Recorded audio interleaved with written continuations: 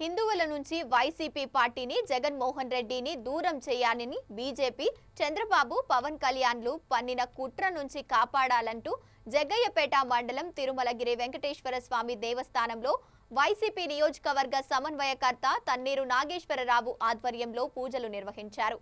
తిరుపతి లడ్డూ కల్తీ అంటూ విష ప్రచారం చేస్తున్నారంటూ మండిపడ్డారు. ఈ సందర్భంగా తన్నీరు మాట్లాడుతూ హిందువుల మనోభావాలు దెబ్బతీస్తున్నారని వారికి క్షమాపణ చెప్పాలని అన్నారు. తిరుపతి లడ్డూపై అసత్య ప్రచారాలు చేసిన చంద్రబాబు, పవన్ కళ్యాణ్, లోకేష్లపై కేసులు నమోదు చేయాలని వారు డిమాండ్ చేశారు. అందరికీ నమస్కారం.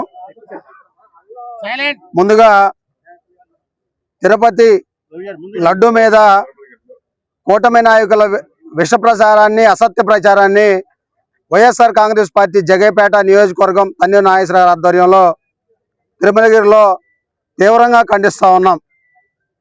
ఒకటే సూటి ప్రశ్న కూటమి నాయకులకు, కూటమిలో ఉన్నటువంటి చంద్రబాబు నాయుడు గారికి, పవన్ కళ్యాణ్ గారికి, లోకేష్ గారికి, మీరు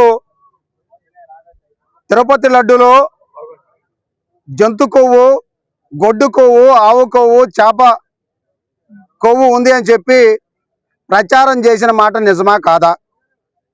ఆ రోజు మీరు ప్రచారం చేశారు.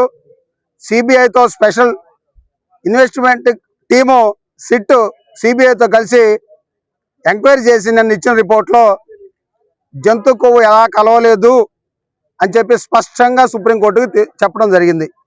ఛార్జ్ షీట్లో చెప్పారు.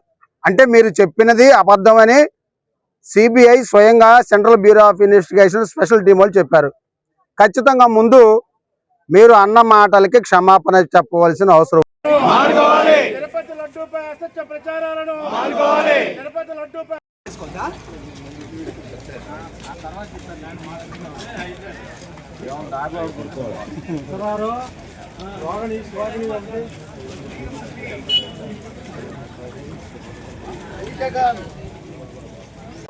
మీరెందుకు ప్రజలు తప్పుదోవ పట్టించారు?